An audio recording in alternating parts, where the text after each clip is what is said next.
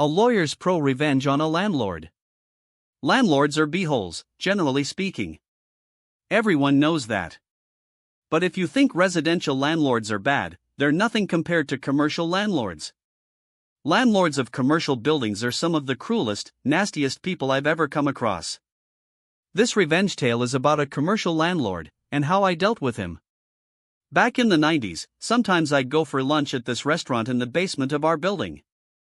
The place was called The Vault, because it had a massive bank vault that had always been there, dating back to the days before the place was turned into a restaurant.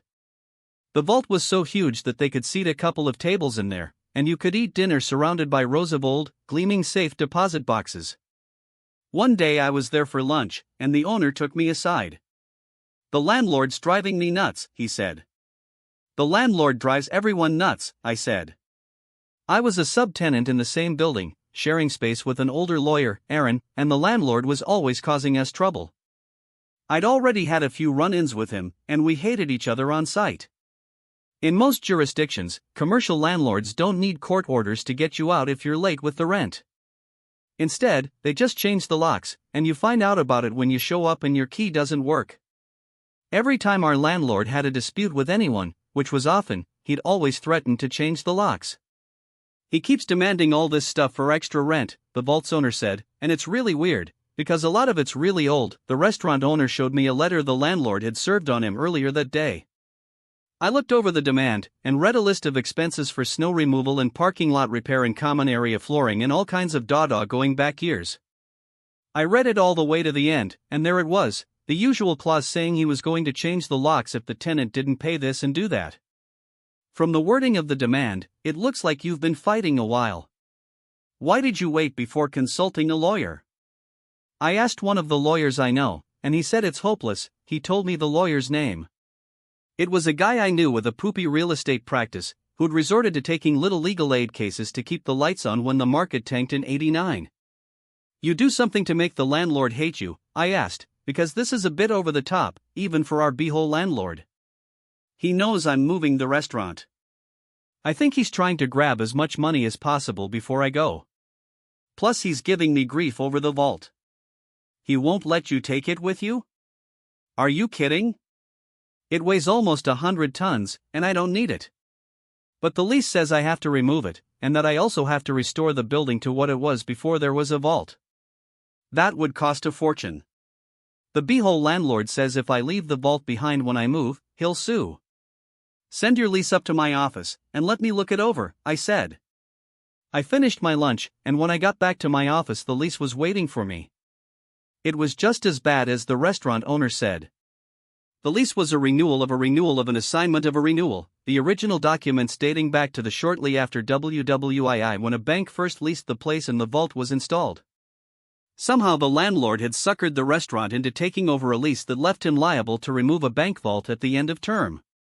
No big deal, I thought, the restaurant can default, and all the landlord can do is sue a shell company, but when I got to the last page of the lease, there was a guarantee clause. The restaurant owner had personally guaranteed the lease, and he was on the hook for removing a vault weighing 100 tons, and then fixing the place up. It would cost a fortune. The case was hopeless, of course, that was obvious right away. But then I thought about the beehole landlord with his demands and his threats and his rent hikes, and I asked my brain to do me a solid, which it promptly did. I picked up the phone and called the restaurant owner. "I'm ducked, right?" he said. "You're calling me to say there's no way out." "That's what my commercial lawyer already said. But I just thought I'd ask.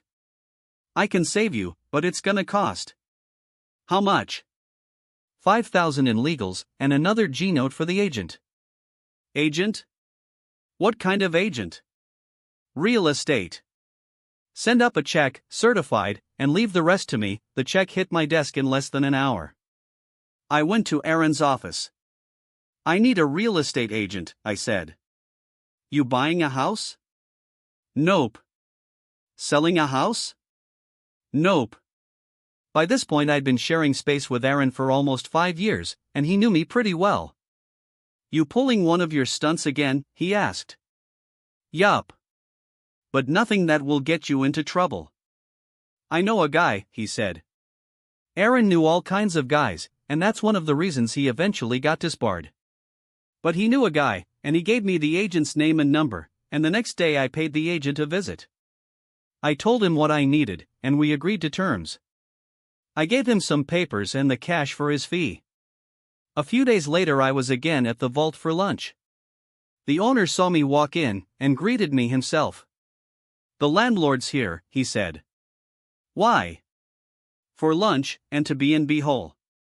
"Let's sit in the vault room so I don't have to look at his face." He took me to the vault room, and with the door almost completely closed, we had a consultation while we ate pasta and drank red wine. "We're making demand on the landlord," I said, between bites of a perfect carbonara. "Demand? What are we demanding?" I pulled a document out of my briefcase and passed it to him while I sipped my wine. "We're demanding that the B-hole landlord release all the restaurant equipment, all the fixtures. The ovens, the freezers, the ventilation, everything you need to run a restaurant. The lease exempts all that stuff," the restaurant guy told me. "He can't stop me taking what I want. The only thing that matters is the vault, and of course I don't want that." I shook my head. "You need the vault," I said, "and we're demanding that he release the bank vault as well. We're insisting that he let you take it out within 7 business days. You think you can beat the landlord with reverse psychology? You think if you treat him like a 2-year-old, you can manipulate him into doing what you want? We'll find out soon enough.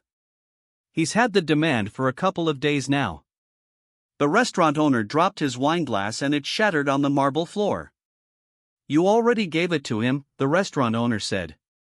He got up, swung open the vault door and called for the waiter to clean up the mess. "Let's see what the landlord has to say," I told him, and we walked over to the landlord's table. The landlord was a big, beefy man with a big appetite. He sat alone, eating a rack of lamb wolfishly with his hands. "My client needs an answer today," I said. The landlord looked up at me as he chewed noisily.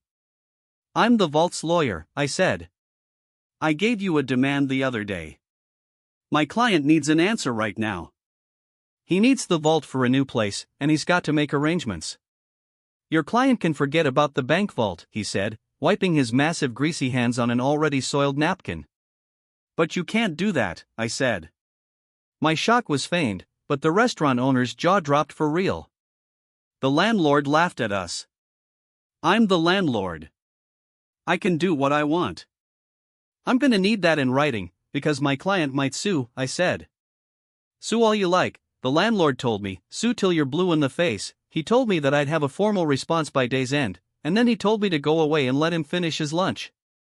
When the letter arrived from the landlord, claiming ownership over the bank vault, I brought it downstairs and showed it to my client. "How the hell did you do that?" "Trade secret," I said. The following month the restaurant moved out and the place was empty, and that was too bad, because I had always liked eating at the vault. Now the restaurant was in a new location 20 minutes away. They called the new place the Vault, and they preserved the vibe of the old place. It was very similar, except they didn't have the bank vault. The bank vault, all 100 tons of it, was where it had always been, in the basement of the building where I rented space. I showed up for work a little after that, and Aaron collared me. "The landlord's looking for you," he said. "Oh yeah? What about?"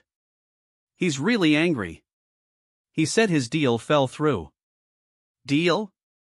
"He was supposed to rent the place downstairs to a new tenant, a bank or a credit union or something like that. They were supposed to come in to sign a lease, but they didn't show up." "And what's that got to do with me?" I said to Aaron, and I said the same thing again to the landlord when he managed to track me down a couple of days later. "I know you were behind this," he said, his jowls quivering. "I know it was you. That offer from the agent, it was all bullshit. Just a trick to make me keep the vault, so that your client could sneak out of the place and leave that ducking bank vault behind. I'm gonna sue. If you're looking for counsel, I think I'm going to have to declare a conflict. I'm gonna sue the restaurant, and that agent, and I'm gonna sue you." He stormed off. But the landlord didn't sue. Of course he didn't. He didn't have a contract to sue on, only a vague letter of intent that I drafted, enough to hook a greedy landlord who was used to having his way. The offer he'd received was non-binding, incapable of acceptance without the signing of a formal lease, which of course never got signed. When I left Aaron's place a year later, the downstairs was still unoccupied, with a sad for rent sign sitting in the window, starting to look faded.